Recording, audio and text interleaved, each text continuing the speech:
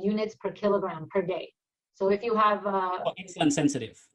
Yes, exactly. So the type 1s supposedly are insulin sensitive. So Yeah. that's what I aim for. I aim for about 0.3 because you want the lowest amount of insulin also for type 1s, right? So Sure. So and you can achieve that. You know, there are patients that have been long-term diabetics who end up 8-9 units a day of basal, no problem. Some that we even get down further. But and that's a level where you're not going to be having too much insulin resistance. I mean, you're going to be basically having perfect health, normal lifespan with that. I believe so. I think we've really seen that type 1s are subject to the same problems as type 2s, right? If they eat whatever they want, coming back to the beginning of the conversation, then they're going to gain weight, but it's going to be even worse because they have high basal levels all day long. So all the, in a very, not just when they eat and then have a dip down to it, like even insulin resistant people have decreases in insulin between meals to some extent, but type 1s don't. If they're on high basal levels, then they're high for very long, very long periods of time. We have about 10 patients who presented with type 1 diabetes, were on insulin, but fairly recently diagnosed, and then you put them on a ketogenic diet, and then are able to be off insulin already for years. And I think that's really exciting, and I think people should know that it's worth trying. There are case studies, I mean, looking at the autoimmune protocol and stuff, with basically lectin elimination diets, where you basically get incredibly prolonged honeymoon phases in type 1 diabetics.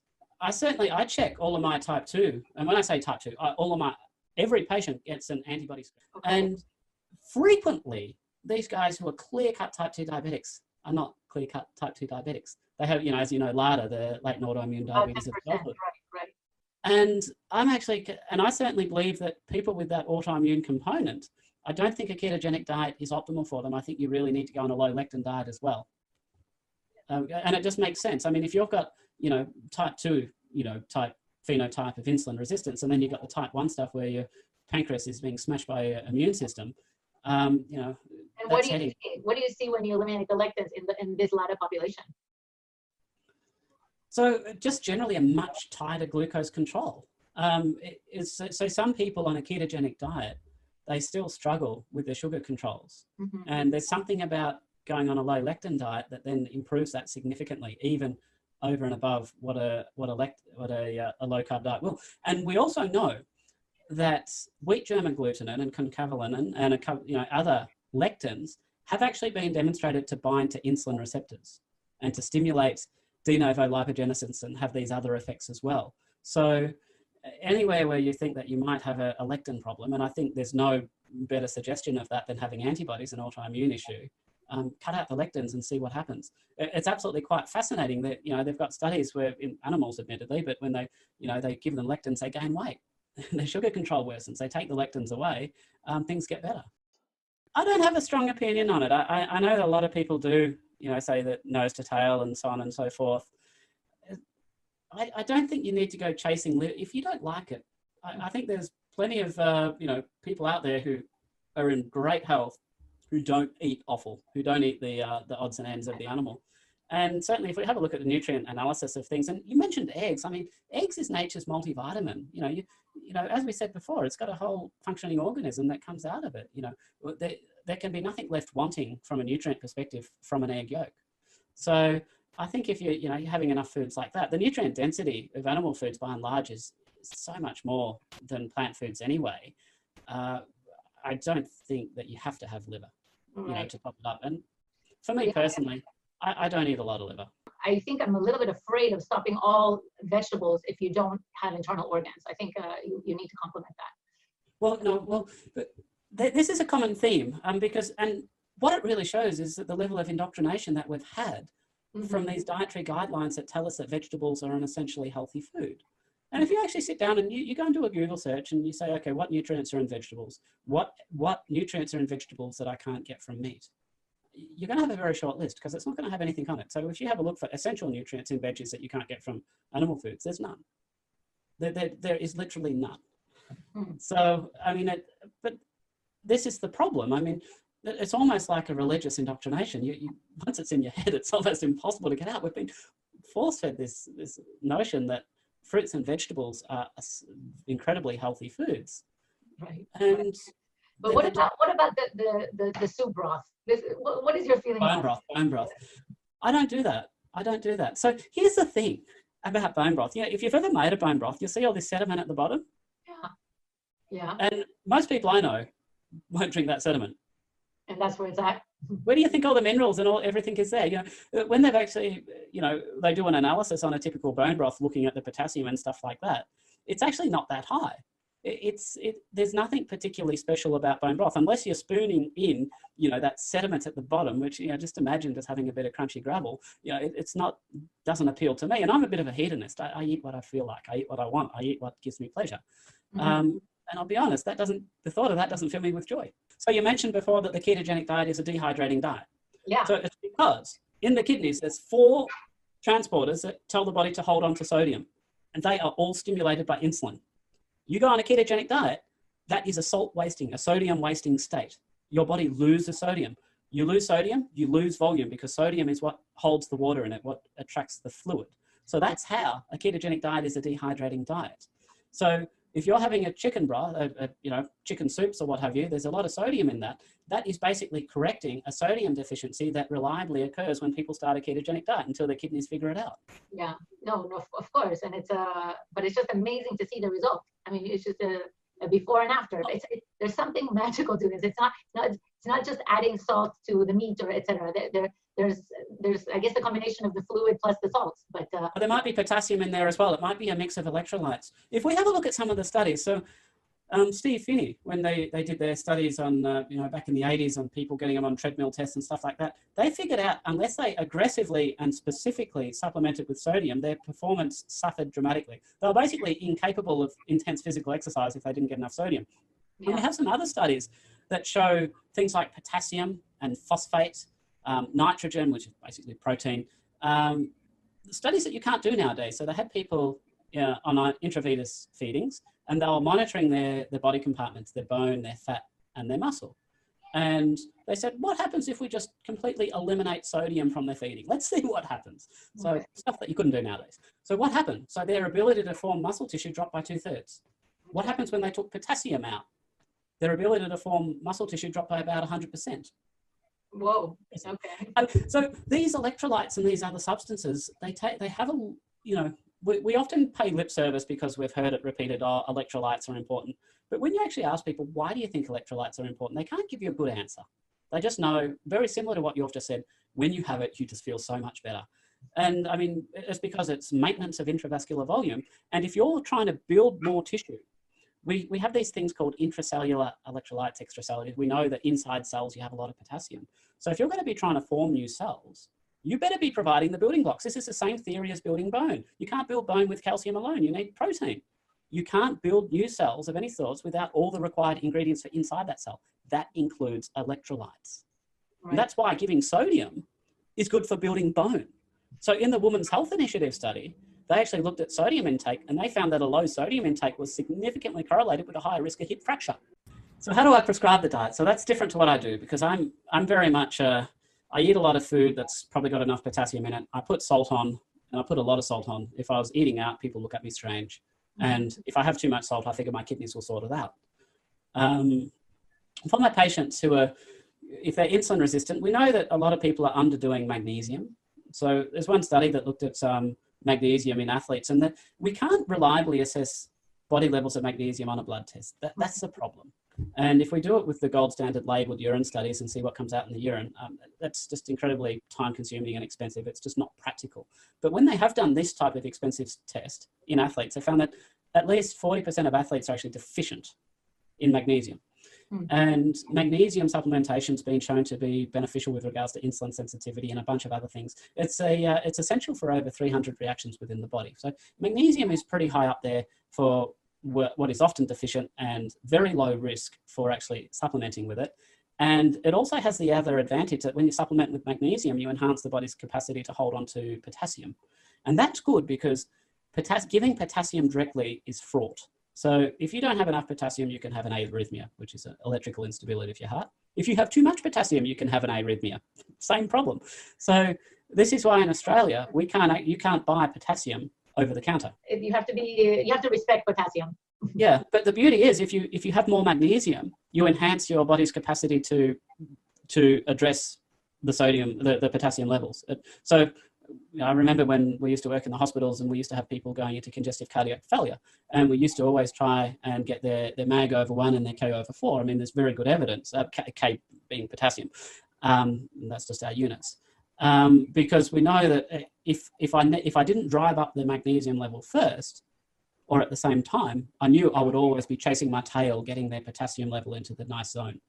So, but once their magnesium level was up, it was much easier for them to maintain their potassium level. So magnesium is something that I actually think from a lot of people, especially if you're not in optimal metabolic health, I think it doesn't hurt to take. And then there's a hell of a lot of questions. And you talk about which particular formulation. Do you want a magnesium aspartate? Do you want a citrate? Do you want, an oxide, or, what have you? And probably the only thing I'd say is stay away from the oxide. I mean, that causes diarrhea and loose stools, and it's incredibly poorly absorbed, and it's cheap, and that's the most common one.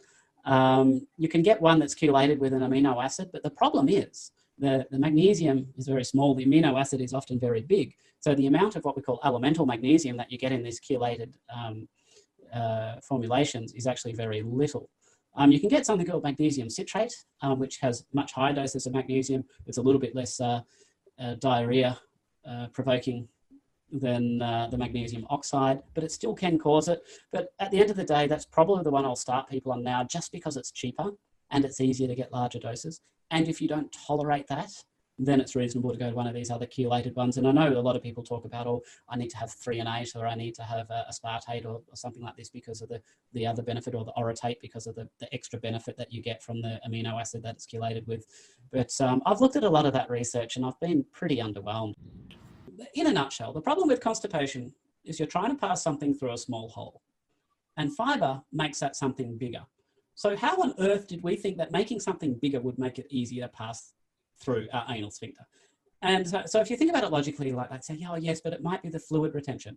Nope, not, because way back in the 1970s, they actually measured the moisture content of stool of people with lots of fiber and people with no fiber in their diet. No difference. So it's not the fluid. So is it the consistency? Nope, not that either. So what is it? It's somebody came up with an idea once, probably to try and sell some cereal. And they basically, pulled the wool over the eyes of most of the doctors who are still practicing today. When I was writing a chapter for a medical textbook, and I was writing the section on fiber, and I was trying to go find the original references.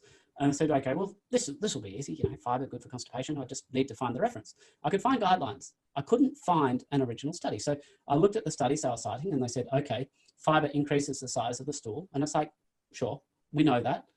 But patients don't come to me. I've never had a patient come and go, doc, my fecal matter is too small. Do you think you could bulk it out a bit? That's not what people complain about. Other studies on increasing the transit time can help it, passage through the gastrointestinal tract a little bit quicker.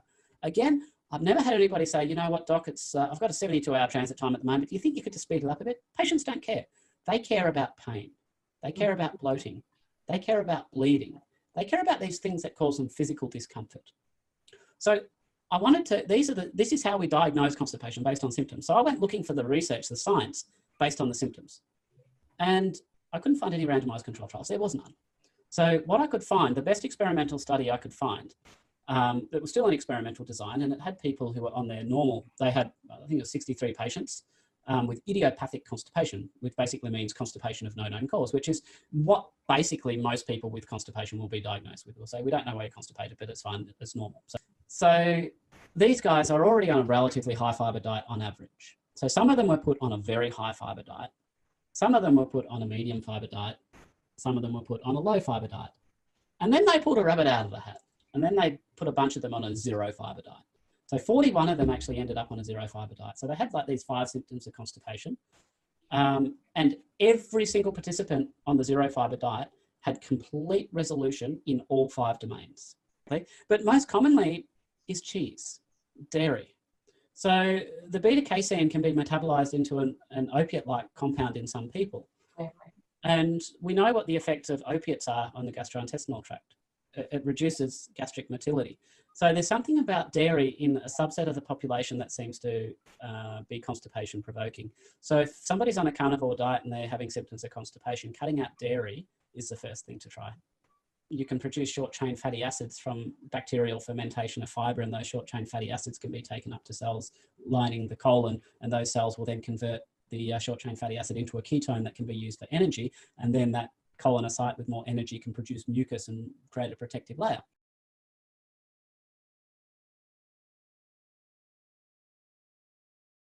Why not be in systemic ketosis? And the reason for this is that fiber is only fermented in a very small part of the colon.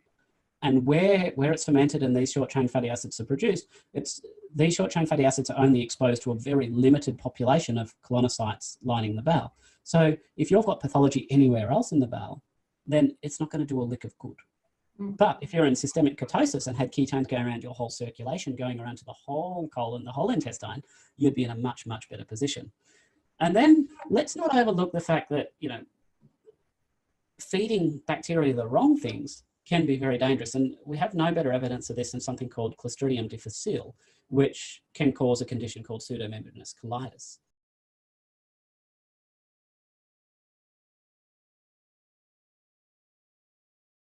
Now, back in the about 2000, some Japanese scientists figured out how to manufacture on an industrial scale a sugar called trehalose. Now, this was able to lower the freezing point of dairy, which made it really a very nice additive for things like ice cream. So it didn't take long for this to take off around the world. I think about 2002 or something, it got introduced to the food supply in Australia. And whenever this sugar trehalose got introduced, it correlated very nicely with the onset of an epidemic of pseudomembranous colitis. And that's because this bug, this pathogenic bacteria called Clostridium difficile, preferentially feeds off this trehalose where other bacteria, basically feeding it trehalose allows it to outcompete other bacteria within the gut. It does a better job of eating that or fermenting that than other bacteria do. And that's been shown, and this is not weak research, and this is not just me theorizing, this was published in Nature. There was a couple of articles in Nature about this. So we have to be careful that we don't want to feed the bad bugs, and that's for sure. But also understand that this whole concept of taking probiotics is just bollocks. Because if I introduce bacteria into my gastrointestinal tract, I've just told you that, you know, if I change the amount of food you eat, you can outcompete, or you can cause some bacteria to thrive and basically suppress other bacteria. And that's what happens to probiotics. If you have a healthy probiotic, but you don't feed it the right food, they're not going to sustain there. We know that there's studies that show that you can get basically a wholesale change in your microbiome in 24 hours. So basically bacteria die off pretty quickly, they outcompete very quickly. And in India, there's a condition called necrolizing enterocolitis, where we have basically an infection inside the intestines. It happens in very young babies, and it's very dangerous. And they came up with a term called synbiotic, because they thought, well, let's try and put in a probiotic to outcompete the bad bacteria. What happened? Those bacteria were just washed away. They were outcompeted. So then they gave it with another food source that these bacteria could use. So they fed the probiotic and the food source at the same time. So hence the term syn, as in synergistic, for a synergistic effect, synbiotic. And that had a positive effect. So as far as I'm aware, the only real role for probiotics from a health perspective with regards to traveller's diarrhea is where you need to be taking them in quite large doses and taking them continuously. So basically that they sort of suppress any pathogenic bacteria which you might or compete with and outcompete any other pathogenic bacteria that you might ingest inadvertently. But if you don't take it repeatedly or in high doses, then that's useless as well. And it's only ever going to be the short-term effect. And we now have very good evidence that taking probiotics causes gastrointestinal upset in a lot of people as well. So they're not without side effect.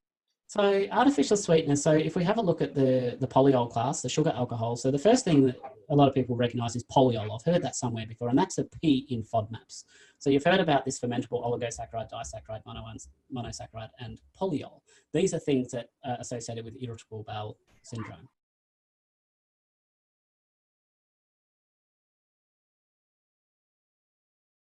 So basically, you have this artificial sweetener, which is technically called sugar alcohol, and it gives you the sweet taste in your tongue, nice, but it's non-caloric, so it doesn't really get absorbed by the body. So it passes down to the intestines. So then what? So the bacteria will ferment it instead. What do bacteria do when they ferment it? They produce gas. You get bloated. And if it doesn't, before it gets fermented, it has an osmotic effect, so it draws fluid. So you end up with bloating and diarrhea. And that's why, if you have a look at the packet on diabetic lollies or chewing gum or anything with artificial sweeteners, you'll see the warning, excess consumption may have a laxative effect. So certainly, if you're having any gastrointestinal issues, then you should be staying away from artificial sweeteners like the sugar alcohols. And as a rule of thumb, if it ends in ol, so sorbitol, xylitol, mannitol, they're all sugar alcohols. Right. But what about, say, stevia?